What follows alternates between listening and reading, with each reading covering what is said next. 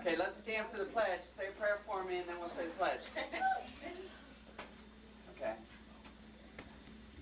I pledge allegiance to the flag of the United States of America and to the republic for which it stands, one nation under God, indivisible, with liberty and justice for all.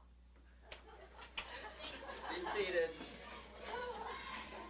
Under God, indivisible, with liberty and justice for all.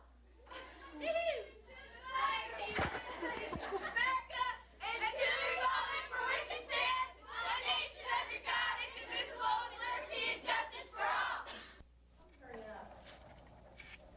Good morning. My name is Sean Roos, And I'm Carrie Campbell. and this is the UPC Morning Report. Okay, we're going to start off our show today with, we recently acquired some letters in our UPC mailbox, which is located in the library, and we'd like to share them with you this morning. Dear UPC, I would like to comment on your co-anchor's attitude. Now, this is referring to Sean and I when we co-anchored the first show. It was unprofessional, discourteous, and overall bad display of students at CHS. Signed, a concerned teacher. Now, with all due respect, I'd like to point out that unprofessional is spelled with one F, not two. One. But who cares? Okay, I have a letter here. I'm just going to read part of it because we don't have time to read the whole thing. Okay. Also, the bad attitude anchors were very yuck. Yes, folks, it says yuck. Well, anyway, that's what the judges must have thought when they handed us the first place plaque, which we won, First place. for districts. Yay! See? Very yuck. Ew. Okay, so, and this person also gives us some suggestions here. Maybe you would make them very dumb. Or very funny. Okay, but not disrespectful and non-caring. Okay. Okay. Well, you know, we appreciate your letters, and we're going to try and do everything we can to change and do what you want to see. So if you'll give us just a minute, we're going to change things around here, get comfortable, get hip. So we'll be right back.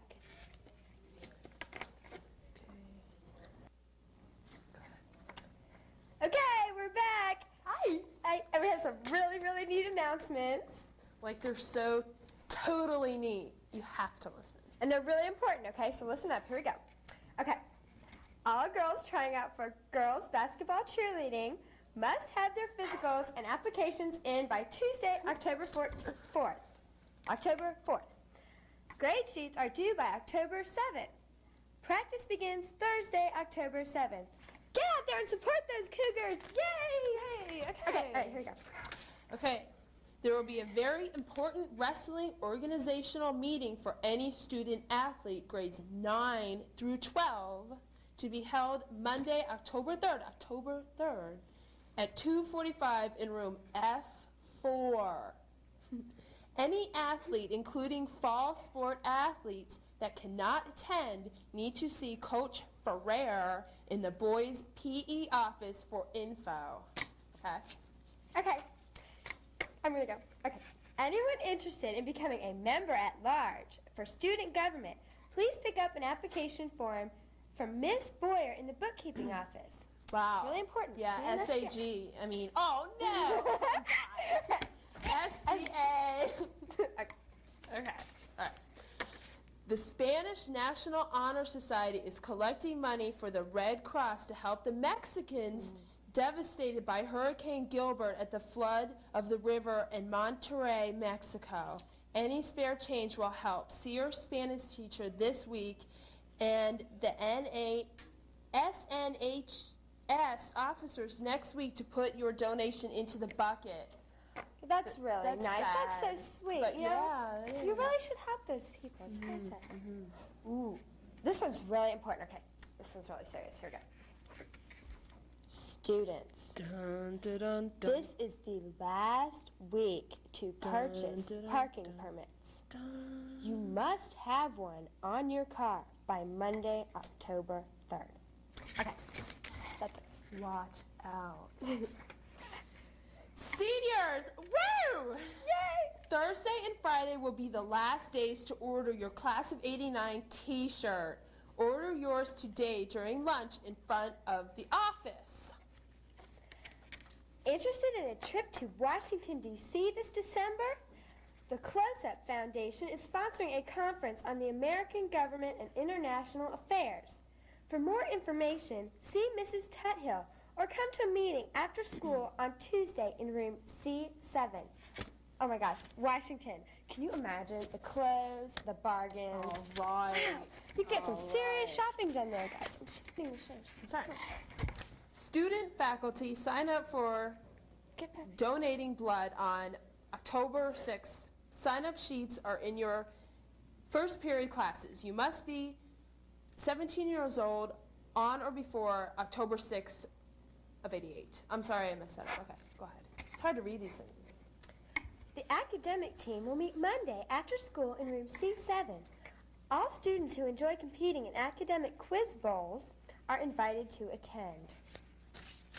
That would be pretty smart. Okay, SSAT 2 will be administered on October 4th to all 11th and 12th grade students who are new to the Florida Public Schools and to those students who did not pass one or more parts of the SSAT 2. Boom. Students needing to take this test will receive a pass. If you have any question, please see Mr. Burkett in guidance. And now we have our special regular feature, Pet of the Week. Hi, and welcome to this week's Pet of the Week. This week at UPC, we have a very special guest, and here's Carolyn to tell you a little bit more about this guest, if you don't already know about it. This is Randy, the dog that was found tarred in Osmar, and we are placing him and his sister up for adoption. The whole month of October, we're accepting applications. We have a few stipulations about Randy and his sister. First of all, they must be adopted together. And you must have a fenced-in yard. Beagles are the type that run and need some free energy to get going and to run through the yard. I would also suggest that you, if you're interested, have your parents come in. We don't adopt to people that are under the age of 18. However, if you have your parents' consent, then you can adopt Randy under the age of 18. Lots of love, lots of care, and he's a special boy to us. Thank you. Okay, and if you have any more questions, just go to the SPCA and check it out. There's also a reward being offered if you have any information on who may have done the tarring. All right, thank you. This has been Carolyn Hilliard, Amy Secaw, and the tar dog for our UPC. A special presidential election update with James Henry. James? The presidential elections are here again, and both candidates are running strong in the race. You have to be a moron not to know what these two candidates have to offer. First, there's George Bush, the Republican, and then there's Michael Dukakis, the Democrat, who offers many different views to our liking. And we also took a poll on Bush and Dukakis, and we found that 39% liked Dukakis and 42% preferred Bush over Dukakis, a margin of plus or minus 5%, and 75% better understood Dukakis' positions, while 50% agreed with Bush on the issues. The Vice President. And UPC is here in the lunchroom asking people who they would like to be the next President of the United States. Oh, here comes a person right now. Hi. Hi, Who do you want to be the next President of the United States? Michael Jackson, Oh, why? because he's a nice, intelligent young man. Who do you want to be the next President of the United States? I'm afraid I'll have to say Paul Simon, Why? because he has that image. He has that image that can project. He gets to the point all the time. And I want Okay. Jim Swagger to run as his running mate, because definitely they both support the great fundamental ideas of this country. Okay, great. My first choice would be Ronnie, but of course he can't run, so I'm going to vote for Tammy Faye. Yeah, Tammy Faye! I don't know. Reagan. Reagan isn't running for office. Oh, he's not. He's going to win as our next president. All right, I can't believe you people do not know who's running for office. I mean, it's George Bush and Michael Dukakis. You know that, don't you? It's on the cover of every newspaper. It's on every talk show, every newscast, everywhere. Bush Dukakis. If you don't know who they are, you have major problems, people, okay? And now back to our sassy sidekicks. See ya.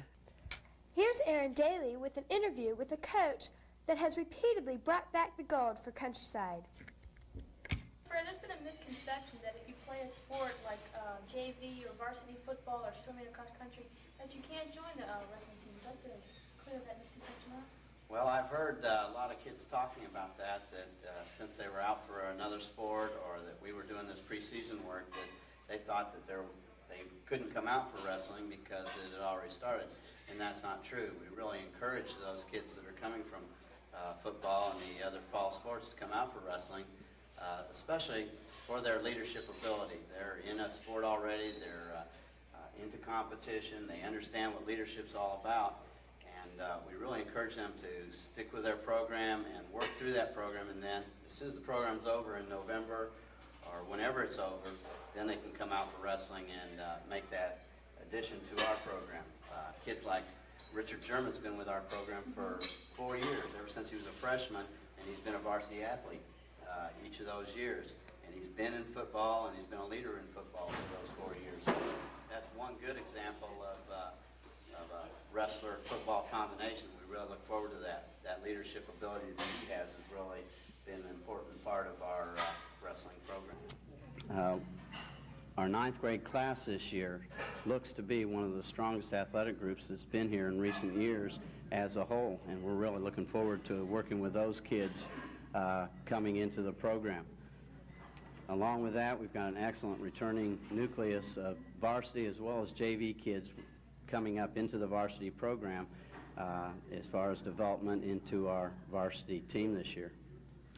Coach Freya, what has made the wrestling program so successful here at Countryside? Well, we've had a real successful program. We've been 97-7 for the last 7 years. We've had 5 conference championships, 6 district championships, and in 1987 we won the state championship. But the thing that's really made that program strong is our JV program. This year our JV program looks to be one of the most open teams that we've had in the past. In other words, we've got slots to fill this year, and those 9th and 10th graders coming into the program are the ones we're looking forward to fill that. So we've really placed a big emphasis on our JV program. They've lost 1 match in the last 6 years, and we want to continue that type of a developmental program with our JV program. And could you please tell us when the meeting will be for wrestlers?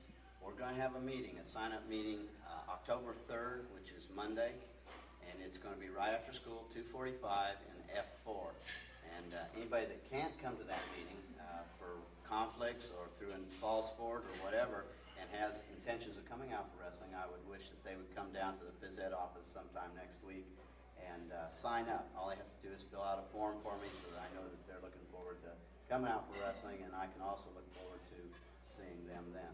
Okay, thank you, Coach. Is CHS going to win the football game tonight? Let's ask Kevin. Kev? Welcome to Countryside Football Report. I'm your host, Kevin McKelvin.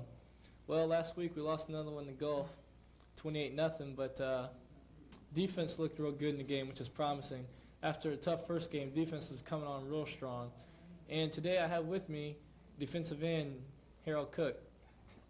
Harold, after that game against Seminole where they ran for 400 yards, you guys have really seemed to settle down and really toughen it up. What do you accredit that success to? Well, we moved a lot of people around, tried them at different positions, and it seems to be working.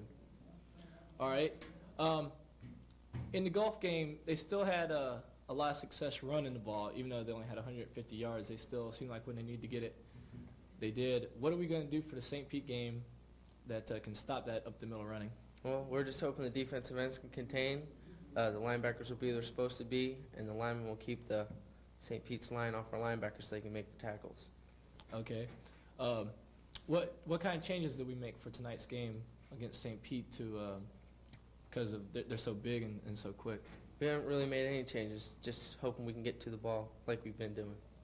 Okay. In the game against Gulf, Harold Cook probably had the hit of the game. Quarterback dropped back, and Harold came right in there and crunched them pretty hard. You want to tell us about that play, Harold?